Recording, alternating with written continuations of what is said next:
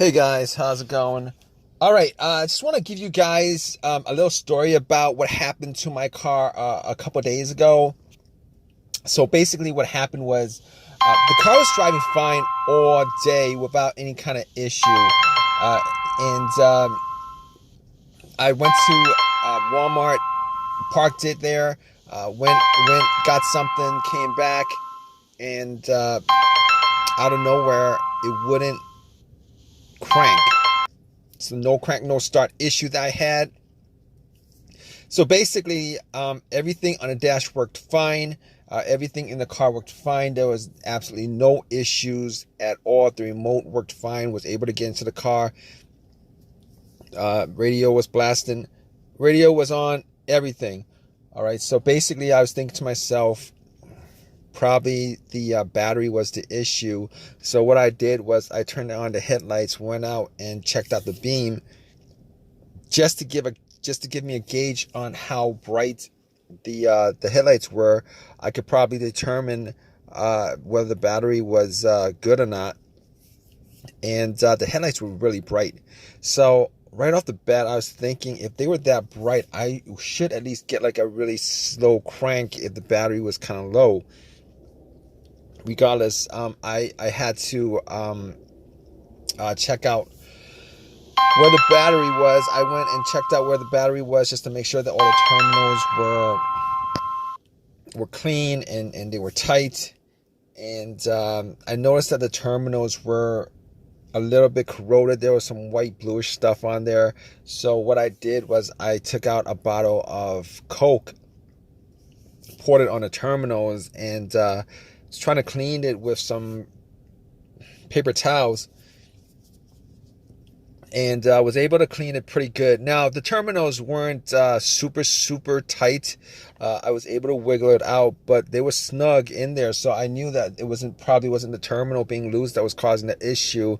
And then after I cleaned it up, popped it back on, and tried to start the car, it did the same thing. It wouldn't crank, it wouldn't start. But everything else seemed to be working all right. So at that point, I was thinking to myself, all right, maybe it could be a weak ground wire. If you guys don't know what where the ground wire is, the main ground wire is pretty much the negative terminal, and most of the time it connects to the frame of your car. So I checked it just to make sure there's no corrosion, that it wasn't split or anything like that. There was no issues with it. So what I did after that was, I had a battery pack that I bought a couple of months ago, because I had the same situation where I swapped out the battery. I was hoping that it was the battery, even though I swapped it out, considering I could actually just swap it out at Walmart. So I actually put the battery pack on there. It was at 100%. Tried to start it, and still wouldn't start. So at that point, I knew it was probably not the battery. And even though, I didn't think it was the alternator, I could probably just at that point rule out the alternator, because if it was the alternator, the car would have at least slow cranked, or I would have been able to start it. And then once I took the battery pack off, it would have just died out.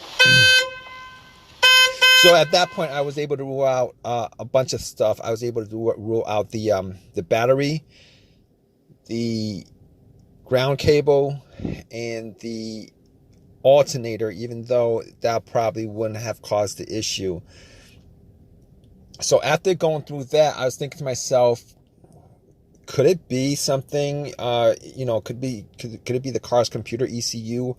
Because I did see a check engine light on my dash, and that check engine light was there. It's been there for a while, and I believe it was for a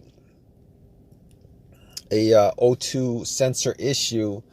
Now, I did have an OBD2 that I bought from Walmart, and it was a $19 OBD2, one of the cheap ones, and I pretty much hooked it on to my OBD port, and try to make sure that I was actually getting a connection between the car's computer and the car itself. It did scan all the way through. Now I'm pretty sure that that the OBD2 wouldn't actually pick up anything that would cause a no crank, no start situation for the most part, except if if if the car's ECU, the car's computer was, you know, for some reason separated from the car. For what reason couldn't communicate with the car. But anyway, regardless, I actually plugged it in. It scanned all the way through. Only code that popped up was the aux02 sensor code, and at that point, I was pretty sure that it wasn't anything to do with the car's computer, any codes that would cause it, and I actually had to move on to I had to move on to some other troubleshooting outside of that, because that wasn't causing the issue. So basically, I got to a couple of things, which were the fuses and the relays, which were highly capable of causing a situation like this. And got to the fuses, checked out all the fuses, just to make sure that none of them were blown. And I was actually looking at them. Now, I didn't have a fuse tester on me. I didn't think it was the fuses. Now, the two situations that I've had where a fuse would cause a situation like that, one of those situations was a Honda that I had where the main fuse blew, and I was getting no power throughout the whole entire car. The main fuse was the fuse that connected the battery to the fuse box itself. And that was a previous situation that I have, and I'm pretty sure that wasn't the same situation that I had, so I could rule that out, because I was getting power to everything except it wouldn't start.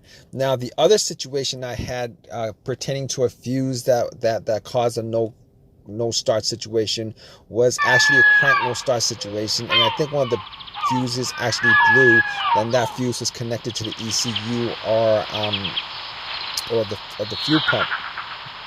And I remember once I changed out that fuse, the car would crank, but it wouldn't start. Once I changed out that fuse, it was able to start up. So I could rule out those two situations as being, related to a fuse issue that would cause this situation that I had.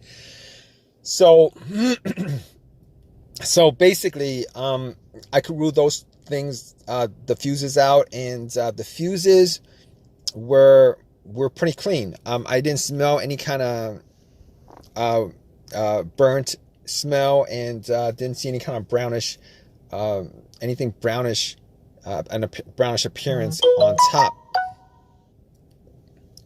So at that point, I was able to kind of rule out the fuses, not at 100%, but I was able to rule out the fuses for the most part. So basically, at that point, I had a situation where I was maybe, it could have been the relays or the starter. That's what the two situations that came up. But I didn't think it was the starter, because I did switch out the starter about, I would say I switched out the starter about 1.5 years ago, and that was, it seemed like it was a starter issue, but I didn't really want it to be a starter issue, considering I only put maybe like 20,000 miles on my car, and I think they should last a lot longer than that. But anyway, before I even went there, I looked at the relays, just to see whether they had issues or not. Now, I couldn't make out whether the relays had issues, but I did get to the starter relay. I pulled it out. It looked like it was a bit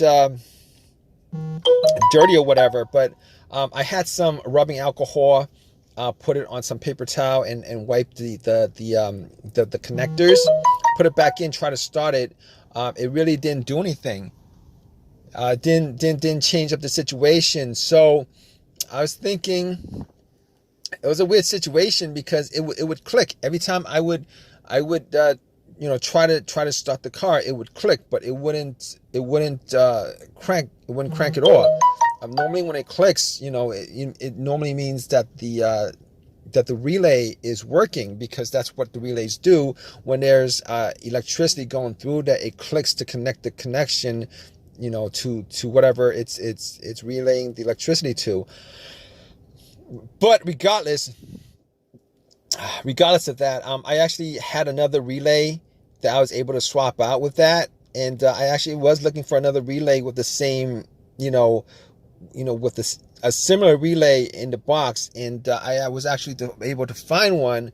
And what I did was I took that relay out, and I swapped it with that with the other relay, and I went back and tried to start it, and guess what? Bam! It started up. It worked without a problem, and at that point, I knew that it was the relay that was the problem. All right. So it was a pretty easy fix. I drove to AutoZone, which was within that whole shopping center. Swapped out the relay, and that was like 3 days ago. Haven't had a situation since. I've been driving the car, turning it on, off, for 3 days. Haven't had that situation at all. So just want to give you guys, just gonna give you guys that story of a quick fix that I had of my car. If you guys are in the same situation, you guys watching this video, hopefully you guys have an easy of a fix as I had on my car. If you guys have a comment, leave your comment in the comment section. Please give me a thumbs up. Please subscribe. Like I said, if you guys are in the same situation, just go through the steps that I went through as far as trying to figure out, the situation with my car. And, you guys should be good as far as troubleshooting and diagnosing your particular problem. Take care, guys.